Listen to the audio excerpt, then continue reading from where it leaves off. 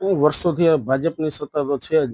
અમારે વર્ષોથી આ એક જ તકલીફ છે કે રસ્તા બનાવે છે, પાછા તોડે છે, પછી એમાં થીગડા મારી જાય છે.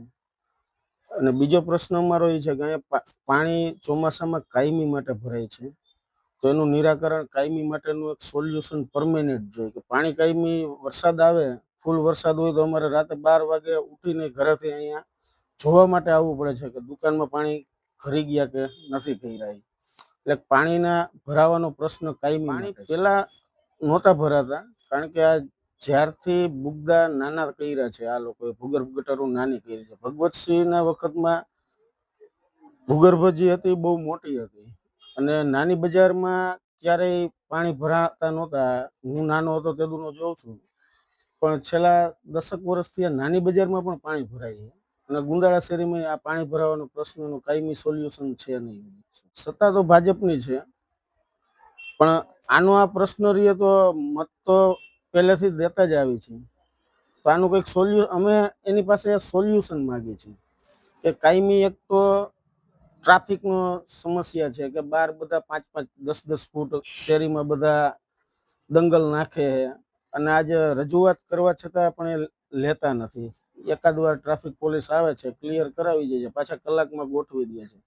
તો આનું સોલ્યુશન પરમેનન્ટ જોઈ કે એક સામાન્ય, કેમ કહું કે બાઇક તો નીકળવું જોઈએ ને એમ. આટલો બધો ટ્રાફિક જામ કરે છે, છતાં વાળા કોઈ કહેવા નથી આવતા. 1-2 વાર અમે ફરિયાદ કરવા પણ ગયા હતા, છતાં ધક્કા ખવડાવે છે કે ભાઈ તમે વાં મળો, વાં મળો, વાં મળો. તો એનો મતલબ શું છે એમ? તમારે ખાલી ટ્રાફિકનું કામ છે કે ભાઈ ગાડી વ્યવસ્થિત નીકળી શકે, બાઇક નીકળી શકે, ટ્રાન્સપોર્ટ વાળા આવે તો પાર્સલ વ્યવસ્થિત નાખવા આવી શકે. આવું સોલ્યુશન તો સરકારને કે જે સત્તાધીશો હોય એને કરવું જ પડશે. સફાઈમાં એવું છે, જો જ્યારે આવે છે ત્યારે રેગ્યુલર ને પરમેનન્ટ ચાલે છે, પછી જ્યારે અમુક સમય એનો બગડે છે તો ત્યારે અઠવાડિયું સાફ સફાઈ માટે આવતા નથી. અને ટાઈમ ટેબલમાં એવું છે કે દુકાનો સવારે ખુલી જાય છે, પછી એક તો શેરી નાની છે, ગુંદાળા શેરી, નાની બજાર, મોટી બજાર. તો આ લોકોને સાફ સફાઈનો કાર્યક્રમ એવો રાખવો પડે કે લેટ નાઇટ રાખવો પડે કે વહેલી સવારમાં રાખવો પડે.